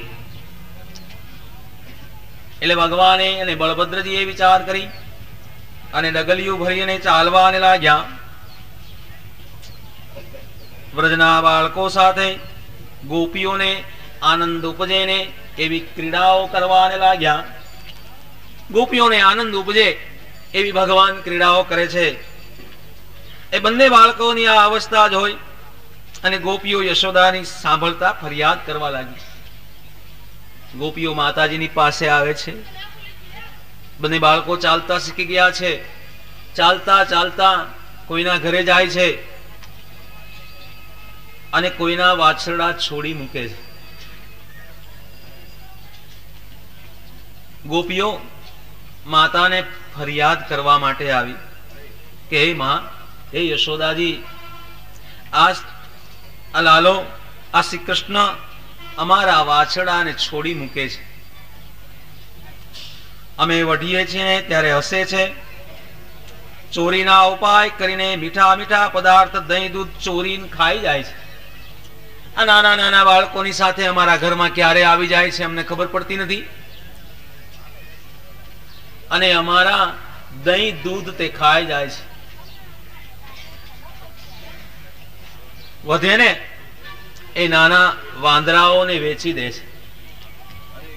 વાંદરો ન ખાય ને તો ઠામને ફોડી નાખે છે. અને કોઈ વસ્તુ ન મળે ને તો ક્રોધ કરીને અમારા સુતેલા બાળકોને રોવરાવીને ભાગી જાય છે. હે માતા, અમારા ઘરની અંદર કાંઈ ન હોય, નાનો એવો બાલકૃષ્ણ અમારા ઘરમાં આવે છે. નાના નાના બાળકોની સાથે આવે. ઘરમાં જે કાંઈ હોય ને તે વાંદરાઓને ખવડાવી દે અને બીજા બાળકોને પણ ખવડાવી આપે છે. એક ગોપી કે માતા, મારા ઘરમાં કાંઈ નહોતું, એટલે આ પ્રમાણે મારા ઘરમાં કાંઈ ન હોવાથી મારા ઘરના તમામ વાસણ ફોડી મારા બાળકોને રોવરાવી અને કૃષ્ણ ચાલ્યો ગયો. તથા કોઈ ચીજે ઊંચે રાખી હોય ને તો તે હાથમાં આવે એમ તો ન હોય ને તો પાટલા, ખાંડણીયા આદિ માંડી લેવાનો ઉપાય કરે છે. અરે ઊંચા શિકામાં હોય ને તો એ પથ્થર મારી અને ફોડી નાખે છે. કદાચ અમે ઊંચું બાંધી, માતાજી કહે છે કે ગોપીઓ તમે એને ઊંચું બાંધો જેથી એ ન આંબી શકે. અરે માં, શું વાત કરું, જો અમે આ માખણને ઊંચે બાંધીએ ને તો એને પથ્થર મારી અને ફોડી નાખે છે. ઘરમાં અંધારું હોય ને તો એને એક મણી પહેરીને આવીને અંજવાળો કરે છે. અરે અમે એને જયારે ચોર ચોર કહીએ છીએ ને અને એને બોલાવીએ ચોર કહીને, ત્યારે સામી કેટલીક તીન પાંચ કરે છે અને આ પ્રમાણે અમારા ઘરની અંદર ગંદુ કરી જાય છે. વળી અત્યારે જુઓ તો ખરામાં, તમારી પાસે એક સારા માણસની માફક કેવો શાંત થઈને બેસી ગયો છે. આવા ગોપીઓના ફરિયાદને સાંભળી અને યશોદા માતા હસી પડ્યા. પુત્રને કંઈ કહ્યું નહીં. માતાજીએ પરમાત્માને ગોદમાં બેસાડીને કહ્યું કે લાલા, અહીંયા ક્યાં ખાવાનું ઓછું છે, તું બીજાને ઘરે જા છે? માતા, હું નથી ખાતો, હું તો બીજાને ખવડાવું છું. આવી રીતે પરમાત્મા બાળ લીલા કરે છે. એક દિવસ ક્રીડા કરતા બલભદ્રજી આદિ છોકરાઓએ યશોદા માતાને જઈને ફરિયાદ કરી કે માં શ્રી કૃષ્ણે મૃતિકા ખાધી. યશોદાએ, જેની આંખ ભયથી ચક્કર વક્કર થઈ ગઈ છે, એવા પરમાત્મા શ્રી કૃષ્ણને હાથ પકડીને કહેવા લાગ્યા, ભગવાનની ફરિયાદ કરી બાળકોએ આવીને કે માતા, શ્રી કૃષ્ણે આજે મૃતિકા ખાધી. ભયથી ભગવાન ધ્રુજે છે, હે કૃષ્ણ, તે મૃતિકા કેમ ખાધી? આ તારા મોટા ભાઈ અને મિત્રો કહે છે. ત્યારે શ્રી કૃષ્ણ કહે છે, માં, મેં માટી ખાધી નથી, આ બધા ખોટું બોલે છે. માતાજી, મેં માટી નથી ખાધી, આ બધા ખોટું બોલે છે. ખાતરી કરવી હોય ને તો તમે મારા મુખમાં જુઓ. યશોદા માતાએ કહ્યું કે ઉઘાડ બેટા તારું મોઢું. પરમાત્મા શ્રી હરિએ મુખને ઉઘાડ્યું. યશોદા માતાએ આ મુખની અંદર આખા વિશ્વના દર્શન કર્યા. સ્વર્ગ લોક આદિ સહિત વ્રજ દેખાડતા એને શંકા પ્રાપ્ત થઈ. યશોદા માતાને શંકા થઈ, અરે આ તે શું સ્વપ્ન છે? ના, સ્વપ્ન નહીં. ત્યારે શું આ ભગવાનની માયા છે? ના, માયા પણ નહીં. માયા હોય ને તો બીજા ના દેખાવામાં આવે. ત્યારે આ પુત્રનું સ્વાભાવિક ઐશ્વર્ય છે. આ છેલ્લો પક્ષ જ મને પ્રબળ લાગે છે, માટે ભગવાનના અચિંત્ય પદને હું પ્રણામ કરું છું, જેની માયાથી આ મારો પુત્ર છે. હું નંદની સ્ત્રી છું, ગોપીઓ ગોવાળિયાઓ ગાયોના ધણ મારા છે, એવી બુદ્ધિ થાય છે, તે ઈશ્વર મારું શરણ છે. યશોદા માતા કહે છે. આ રીતે યશોદા માતાને તત્વજ્ઞાન થતા ભગવાને પોતાની માયાને સંકેલી દીધી.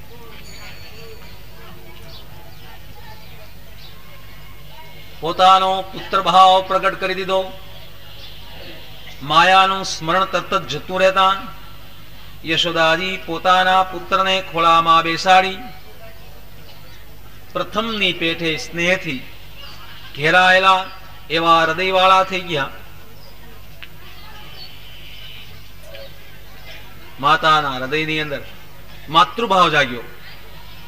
શ્રી કૃષ્ણ ભગવાનની માયાના પ્રભાવથી માતાએ તેને પાછો પુત્ર માની લીધો. મુખની અંદર જયારે વિશ્વના દર્શન કર્યા ત્યારે પુત્ર ભાવ નહોતો રહ્યો. પરીક્ષિત રાજા કહે છે કે મહારાજ,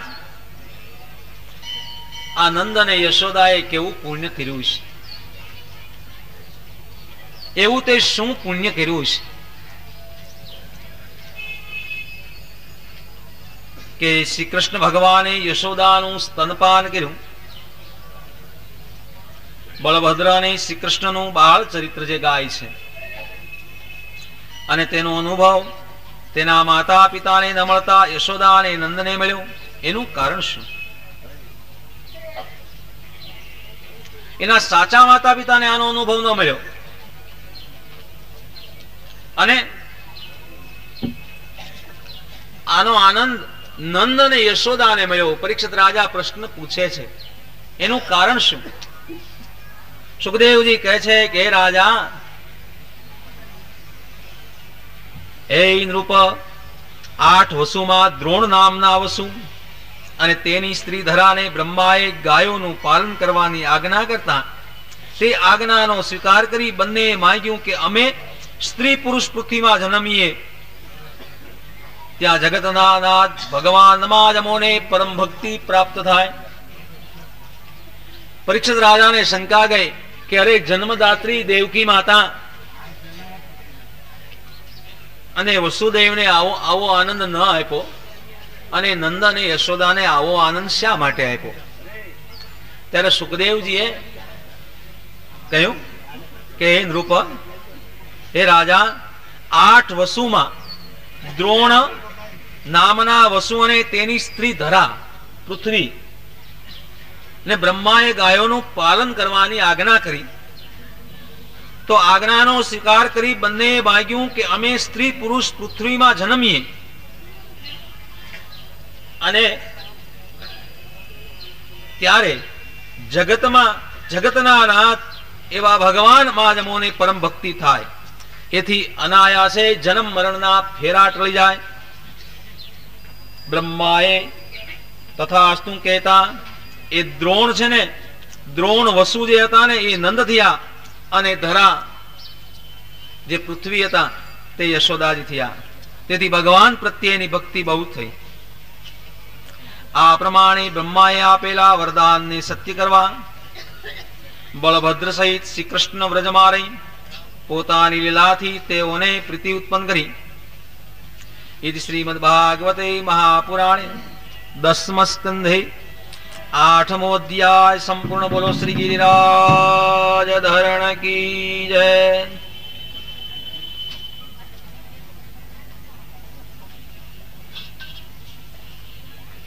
ભગવાન શ્રી કૃષ્ણ આ પ્રમાણે લીલા કરી રહ્યા છે. સુખદેવજી કહે છે કે રાજા આવી રીતે બાળ ચરિત્રો કરતા, પોતાના પુત્રોના બાળ ચરિત્રનું સ્મરણ કરતા યશોદાજી ગીત ગાતા હતા. હે રાજા, એક દિવસ યશોદાને વિચાર થયો કે અરે મારો પુત્ર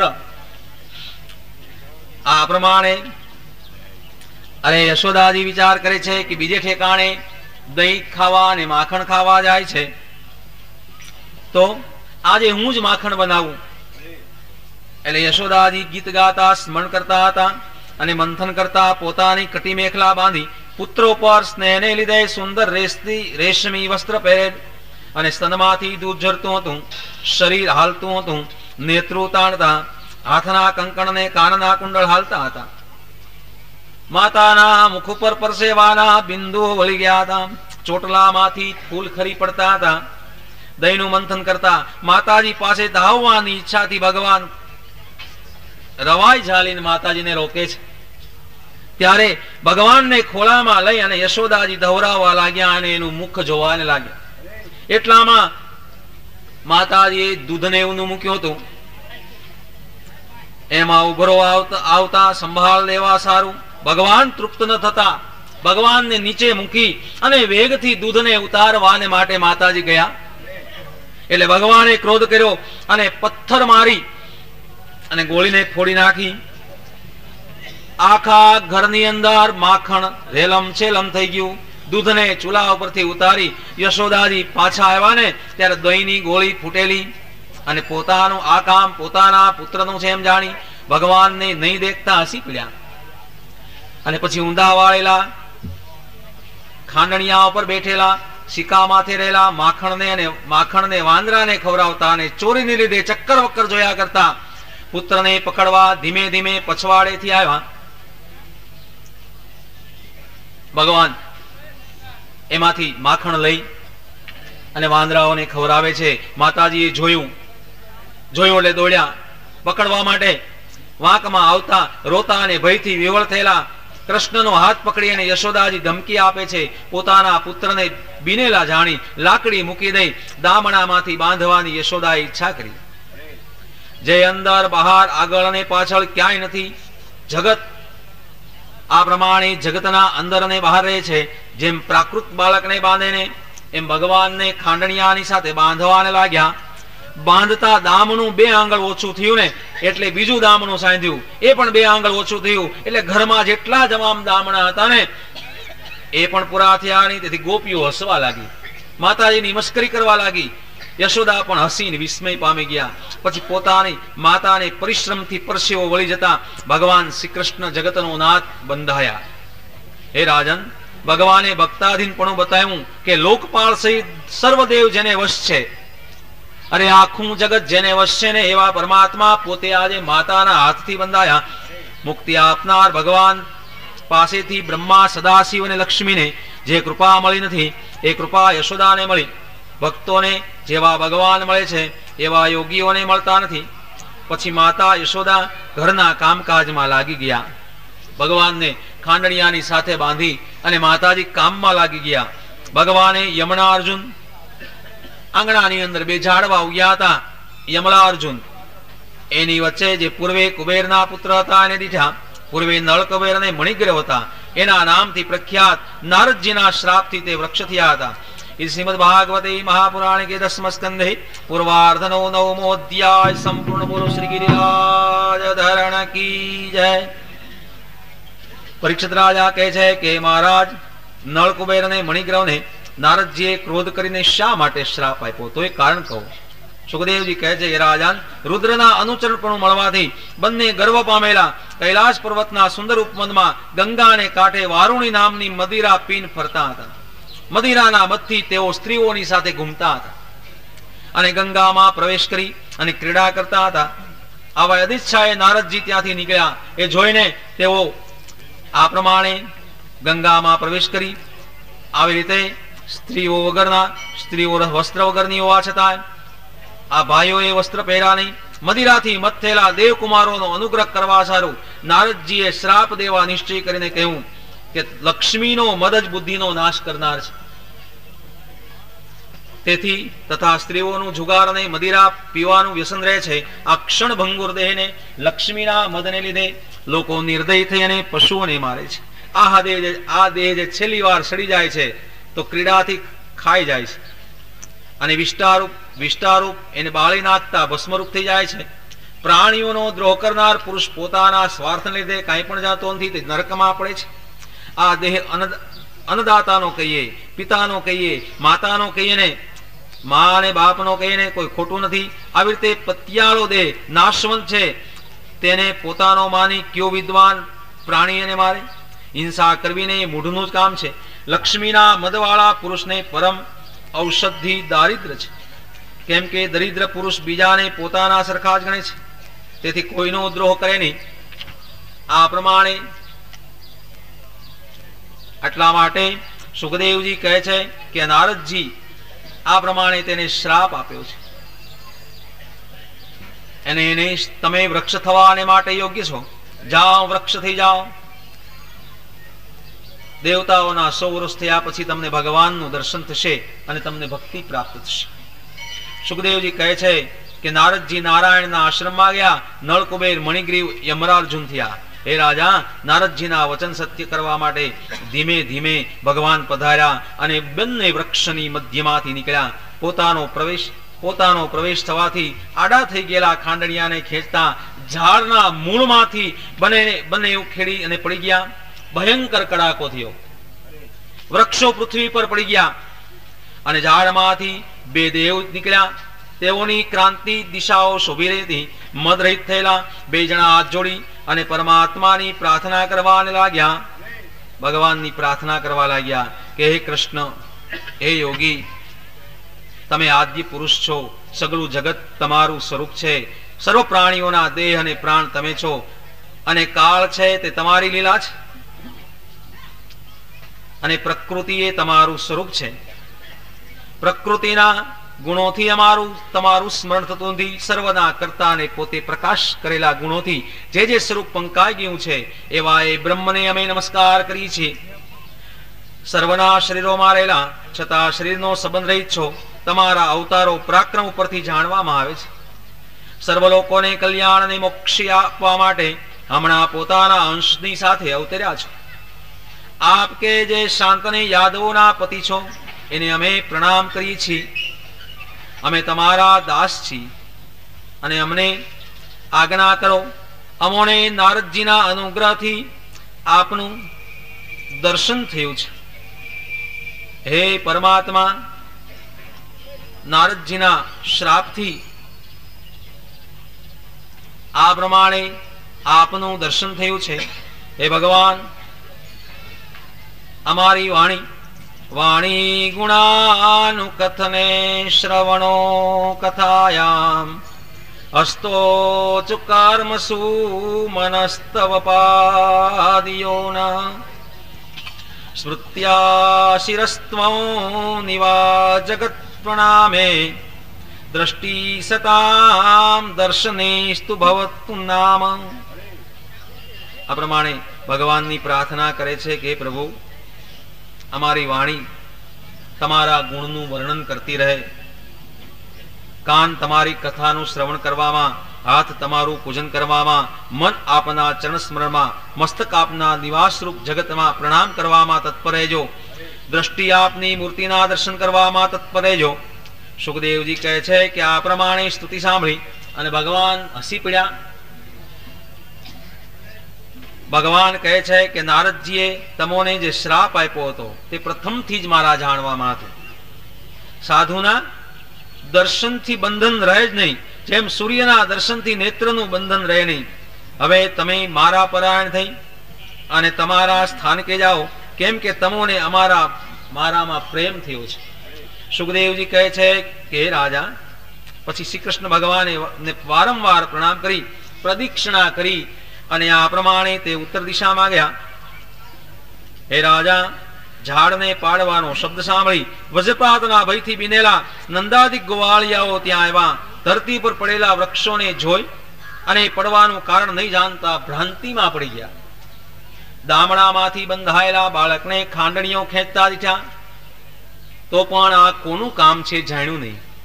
બાળકોએ કહ્યું કે આ શ્રી કૃષ્ણ વચમાં આવી જતા આડો થઈ ગયેલો ખાંડણીઓ ખેંચતા ઝાડ પડી ગયા અને તે ઝાડમાંથી બે પુરુષ નીકળ્યા એ અમે જોયા. આ બાળકોનું વચન ગોવાળિયાએ માન્યું નહીં, તે ભ્રાંતિમાં પડી ગયા. દામડામાંથી ખાંડણીયા સાથે બાંધેલ શ્રી કૃષ્ણને જોઈ નંદરાજે તુરત જ દામડામાંથી તેને છોડાવ્યા.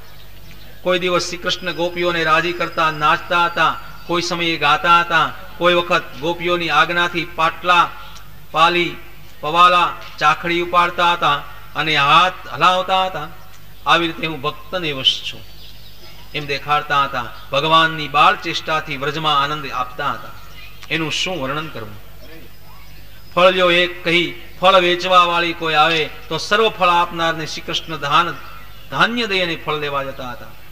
ધાન્ય લઈ શ્રી કૃષ્ણને ખોબો ભરીને ફળ દેતી હતી અને ફળ વેચનારીનું પાત્ર રત્નથી ભરાઈ જતું હતું. આજે તમારો જન્મદિવસ છે, માટે ઘરે ચાલો, શુદ્ધ થઈને બ્રાહ્મણોને ગૌદાન આપો.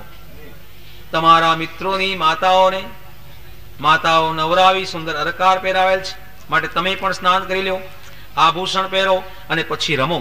આ પ્રકારે બળભદ્ર રમત કરતા હોવાથી સાદ પાડે પણ આવતા નથી. ત્યારે રોહિણીજી પુત્રમાં પ્રેમ રાખનાર યશોદા બંને તેડી લાવવા માટે મોકલતા હતા. પછી સ્નેહથી બ્રહ્માદિક મુકુટમણી પુત્ર માનીને સ્નેહથી જેનું ચિત્ત ચોટી રહેલું છે એવા યશોદાજી બળભદ્ર અને કૃષ્ણને હાથ પકડીને પોતાને ઘેરે લાવતા હતા. જ્યારે શ્રી કૃષ્ણ ઘણો વખત કીડા કરતા ત્યારે સ્તનમાંથી સ્નેહને લીધે દૂર જતું હતું. હે કૃષ્ણ, હે તાત, અહીં આવો, ઘણી વાર થયા રમો છો, તમે થાકી ગયા હશો, ભૂખ લાગી હશે, માટે રમત છોડી દો. આમ કહીને માતા એને વારંવાર બોલાવતા હતા. હે રામ, હે તાત, તમે બંને ભાઈઓ અહીંયા આવો, સવારે જમા છો, માટે જમી લ્યો. હે કૃષ્ણ, તમારા પિતા નંદરાય જમવા બેઠા છે, તમારી રાહ જુએ છે. બધા બાળકો તમારે ઘરે જાઓ. એક વખત નંદ તથા વધગવાળિયાઓ ગોકુળમાં મોટા ઉત્પાત થતા જોઈ બધા ભેગા થઈ ગયા. વ્રજના કામનો વિચાર કરવા લાગ્યા. તેઓમાં ઉપનંદ નામનો એક ગોવાળ દેશકાળ અને તત્વને જાણનાર હોય બોલ્યો, હે ગોપો, આપણે બધા અહીંથી બીજે સ્થાને જલ્દી જઈએ, કારણ કે અહીં શ્રી કૃષ્ણ અને બળભદ્રનો નાશ કરવા માટે મોટા મોટા ઉત્પાતો થાય છે. બાળકોને મારનારી રાક્ષસીના હાથથી આ બાળક કેમ છૂટેલ છે, વળી ગાડું માથે પડતા એમાંથી પણ બચી ગયા. આ બધો ઈશ્વરનો અનુગ્રહ છે. તૃણાવતનો નાશ કરવા માટે એને આકાશમાં લઈ ગયો હતો અને પાછો દૃષ્ટ પથ્થર પર પડ્યો તો પણ દેવતાઓએ આ બાળકની રક્ષા કરી છે. અરે આ ઝાડની વચમાં આવી જતા આ અથવા બીજા બાળકો મરણ પામ્યા નહીં, પણ ભગવાને જ રક્ષા કરી સમજવી. માટે અનર્થ વ્રજમાં આવ્યો નથી. એ પેલા બાળકોને લઈને આપણે બીજે સ્થળે જઈએ. આ વ્રજની નજીકમાં વૃંદાવન નામનું વન ગોપીઓ ગાયોને સેવવા યોગ્ય છે. એમાં પર્વત ખડલત્તા પણ સારા છે, જેથી વૃંદાવન આજે જવું જોઈએ. માટે સૌની ઈચ્છા હોય ને તો ગાડા જોડો અને ગાયોના ધણને આગળથી ચાલતા કરો. આ વાત સાંભળી ગોવાળિયાઓએ પોતપોતાના ગાડા જોડ્યા અને તેઓએ સરસામાન ચડાવીને ચાલ્યા. વૃદ્ધ બાળકો સ્ત્રીઓને ગાડામાં બેસાડી હાથમાં ધનુષ લઈ લીધા. ગોવાળિયાઓ ગાયોના ધણને આગળ કરી સિંગડીઓ વગાડતા અને તુરીના શબ્દો કરતા પોતાના ગુરુને સાથે લઈ અને વંદરાવનમાં ગયા. ગાડાઓમાં બેઠેલી ગોપીઓ ભગવાનની લીલાનું ગાયન કરતી હતી. ગાડામાં બેઠેલી રોહિણી અને યશોદા પોતાના પુત્ર બળભદ્ર અને કૃષ્ણને લઈને બેસતી શોભતી હતી. વંદરાવન સર્વકાળમાં સુખદાયી છે તેમાં પ્રવેશ કરી ગાડાઓના અર્ધમાં અર્ધા ચંદ્રમાના જેવો વ્રજનો આવાસ કર્યો. હે રાજા, વંદરાવન ગોવર્ધન યમુનાજીનો કાંઠો જોઈ અને ભગવાન શ્રી કૃષ્ણ અને બળભદ્રજીને અતિશય આનંદ થયો. આ પ્રમાણે બાળલીલાથી અને મનોહર વાક્યોથી વ્રજવાસીઓને પ્રીતિ ઉપજાવતા બંને ભાઈઓ વાછરડાને પાળનારા થયા. આમ કુમાર લીલા પૂરી થઈ. બાળકો બીજા બાળકો સાથે વ્રજથી થોડે છેટે વાછરડા ચારવા લાગ્યા. ભગવાન વાછરડા ચારવા માટે નીકળ્યા. ભગવાન કોઈ સમયે વેણુ વગાડતા હતા, કોઈ સમયે બીલા અને આંબળા આદિ પદાર્થો ફેંકતા હતા, કોઈ સમયે ઘૂઘરીવાળા પગથી પ્રહાર કરતા હતા, કોઈ સમયે બળદ થતા હતા અને તેઓની સાથે રમતા હતા, કોઈ સમયે બળદ જેવા નાદ કરતા હતા અને સામસામા વળતા હતા, કોઈ સમયે હંસ મયુરાદિ પ્રાણીઓના શબ્દોથી ચાળા પાડી પ્રાકૃત બાળકની માફક ક્રીડાઓ કરતા હતા. નાના બાળકની માફક ભગવાન ક્રીડા કરતા હતા. એક સમયે શ્રી કૃષ્ણ બળભદ્રજી પોતાના મિત્રોની સાથે વાછરડા ચારતા હતા. તેઓને મારવા માટે એક દૈત્ય આવ્યો. વાછરડાના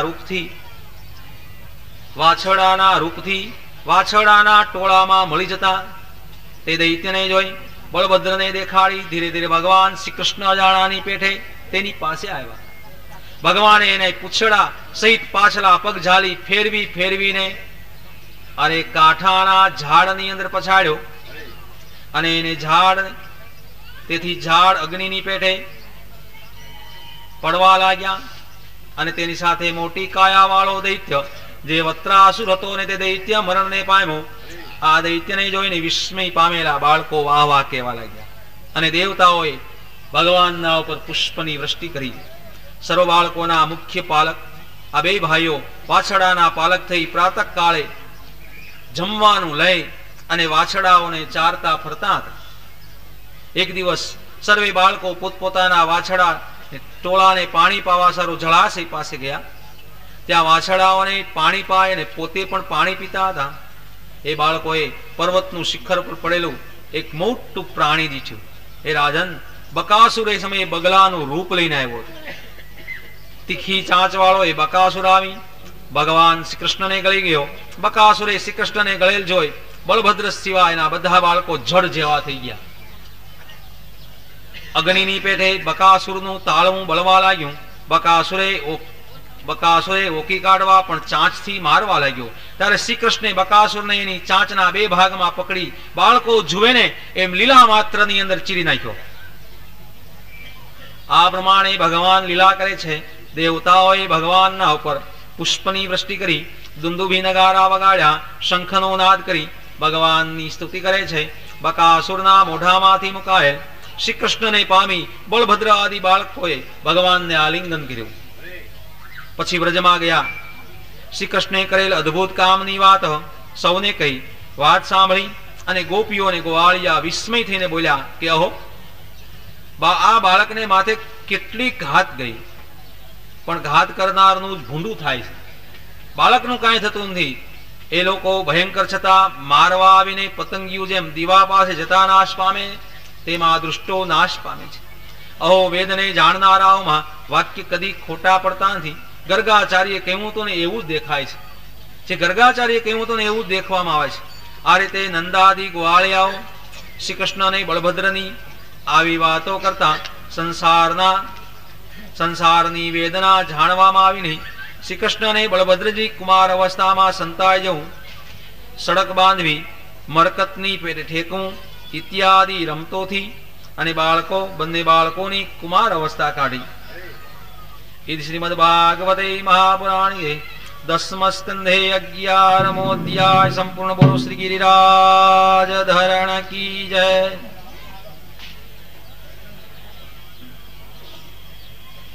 હવે આ 12મા અધ્યાયમાં અજગરના રૂપથી આવેલ અઘાસુર ગોવાળિયા અને વાછડાને ગળી જતા ભગવાને ગળામાં ઉભા રહી અસુરને માર્યો ને તેનું વર્ણન કરવામાં આવશે। હે રાજા, સુખદેવજી વર્ણન કરે છે, રાજા કોઈ દિવસે શ્રી કૃષ્ણ વનમાં પ્રથમ ભોજન કરવાનો વિચાર કરી પ્રાતઃકાળમાં ઉઠી શિંગડીના શબ્દથી પોતાના મિત્ર ગોવાળિયાને અને વાછડાઓને જગાડી આગળ ફરીને વ્રજમાં વિહાર કરવા નીકળ્યા। શિકા છડીઓ શિંગડીઓ વેણીઓને ધરનારા હજારો બાળકોને હજારોથી વધારે વાછડાઓ આગળ કરીને પ્રેમથી ભગવાનની સાથે જ નીકળ્યા। શ્રી કૃષ્ણના અસંખ્ય વાછડાની સાથે પોતાના વાછડાનું જૂથ કરી ચારતા લીલા કરતા વિહાર કરતા હતા। ચણોઠીની માળા મણિ અને સુવર્ણથી શણગારેલા હતા, તો પણ ફળ પાંદડા ફૂલ મોરપીછ ધાતુઓથી પોતાના શરીરને શણગારતા હતા। એકબીજાના સિક્કા આદि પદાર્થોને ચોરતા હતા, ખબર પડે તો ફેંકી દેતા હતા અને હસીન પાછા આપતા હતા। વનની શોભા જોવા સારું ભગવાન દૂર ગયા હોય ને તેમને હું પેલા એમ કહી શ્રી કૃષ્ણ અડીને રમતા હતા। કોઈ વેણું, કોઈ સિંગડીઓ વગાડતા હતા, કોઈ ભમરા સાથે ગાતા હતા, કોઈ કોયલના જેવા ટંકાર કરતા હતા, કોઈ પક્ષીઓના પડછાયાની સાથે દોડતા હતા। ભગવાન આવી બાળ લીલા કરે છે।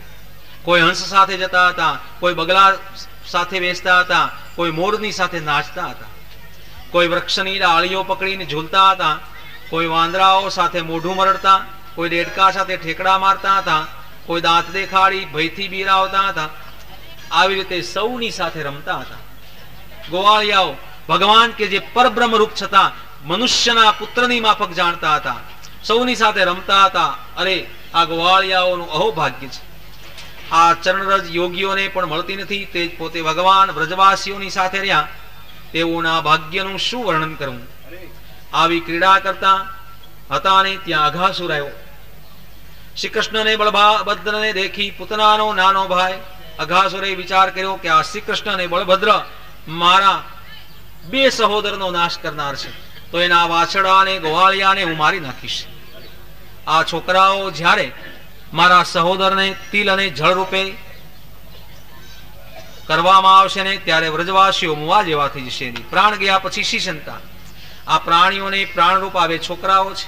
આવો નિશ્ચય કરી 1 યોજન લાંબો મોટા પર્વત જેવો જાડો મુખ ગુફા જેવડું ફાડેલ હતું, નીચલો ધરતી પર ને ઉટલો વાદળાને અડીને રહ્યો હતો।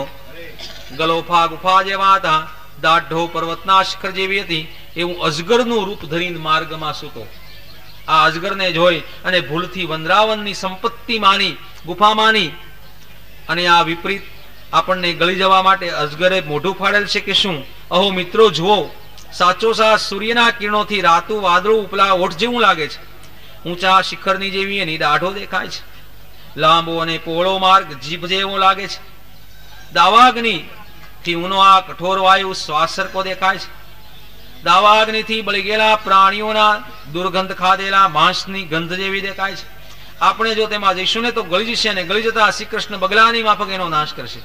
આમ કહીને ભગવાનની સામું જોતા જોતા તાળીઓ પાડતા પાડતા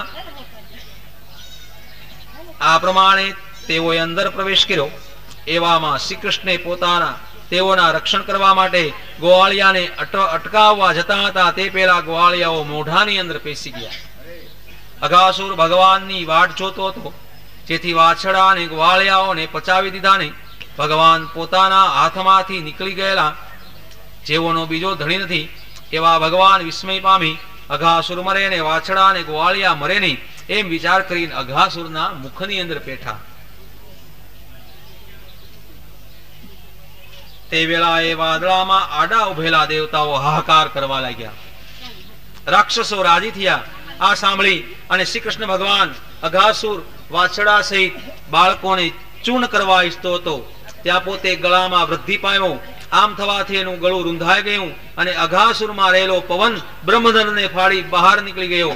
પવનની સાથે તમામ ઇન્દ્રિયો બહાર નીકળી ગઈ અને અઘાસુર મરણને પામ્યો। પછી બધાને અમૃત દ્રષ્ટિથી શ્રી કૃષ્ણ ભગવાને જીવતા કરી તેઓની સાથે ભગવાન અજગરના મોઢામાંથી બહાર નીકળ્યા. અજગરના દેહમાંથી ભગવાનને બહાર નીકળવાની વાટ જોઈને અજગરના અંદરનું તેજ આકાશમાં રોકાઈ જતું. તે દેવતાઓ જોતા તેજ ભગવાનમાં પીસી ગયું.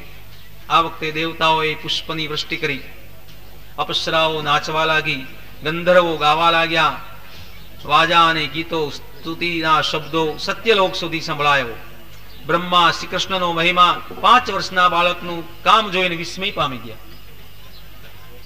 હે રાજા, આ અજગરનું ચામડું સુકાઈ ગયેલું ઘણા કાળ સુધી વ્રજવાસીઓને રમવાની ગુફારૂપ થઈ ગયું.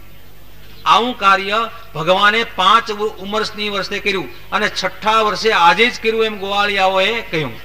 હે રાજા, માયાથી મનુષ્ય રૂપે બાળક થયેલા અને વાસ્તવિક રૂપે શ્રી કૃષ્ણના સ્પર્શથી પાપ ધોવાઈ જતા અઘાસુર ભગવતપણાને પામ્યો. આ વાતમાં આશ્ચર્ય સમજવું નહીં. મનોમય મૂર્તિને પ્રહલાદી પુરુષોએ બલાત્કારથી મનમાં ધરી હતી તો પણ મુક્તિ મળી છે. તો હંમેશા યાદ કરનારને ભગવાન મુક્તિ આપે એટલે અઘાસુરના પેટમાં પેસતા એનો સ્પર્શતા મુક્તિ મળે એમાં શું નવાય. સુતપુરાણી કહે છે કે હે શૌનક, આ પ્રમાણે કૃષ્ણ ચરિત્ર સાંભળી પરીક્ષિત રાજા પૂછે છે કે હે બ્રાહ્મણ, હે મહારાજ, હે ભગવાન, આ કુમાર અવસ્થામાં કામ કર્યું તે કામ પોંગંડ અવસ્થામાં કેવું, આ કેમ સંભવે? તે હે ગુરુ, તે વિષય મને કહો. 1 વર્ષે શા માટે કહ્યું? પરીક્ષિતે આ પ્રશ્ન પૂછતા સુખદેવજી ની સગળી ઇન્દ્રિયો ભગવાનમાં લીન થઈ ગઈ છે. ધીમે ધીમે બહિર્વતી આવતા સુખદેવજીએ ધીરજથી ઉત્તર આપ્યો.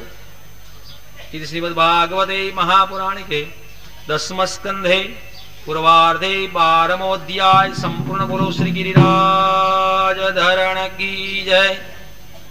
આ 13મા અધ્યાયમાં બ્રહ્માએ માયા કરી વાછડા અને બાળકોને હરી ગયા અને ભગવાન સ્વરૂપ ધરી 1 વર્ષ સુધી પૂર્વની પેઠી લીલા કરીને તે વર્ણવાશે.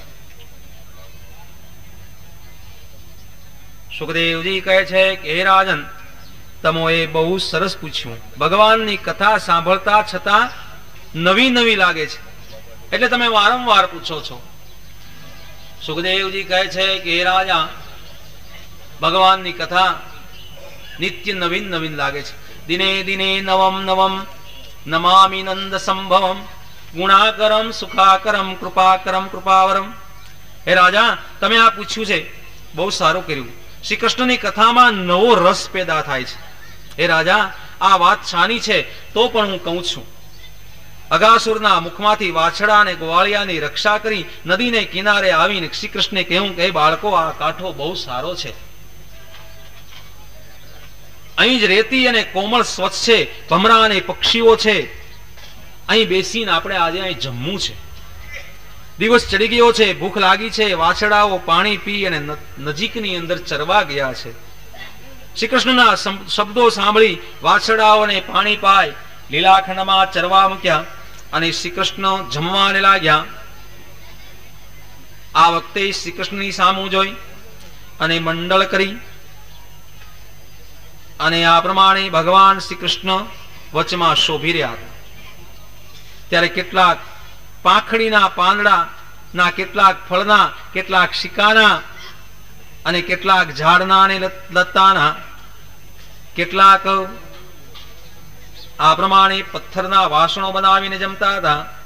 પોતાની રુચિ પ્રમાણે લાવેલા જમણને રસપ્રસ બતાવી શ્રી કૃષ્ણ અને બળભદ્ર જમતા હતા. એકબીજાને કોળિયા આપતા હતા, જમતા હતા. આ બાળક વયમાં યજ્ઞ ભોગતા ભગવાન પણ સૌની મધ્યની અંદર બેઠા હતા. બધા બાળકોની મધ્યની અંદર ભગવાન બેઠા હતા. આ પ્રમાણે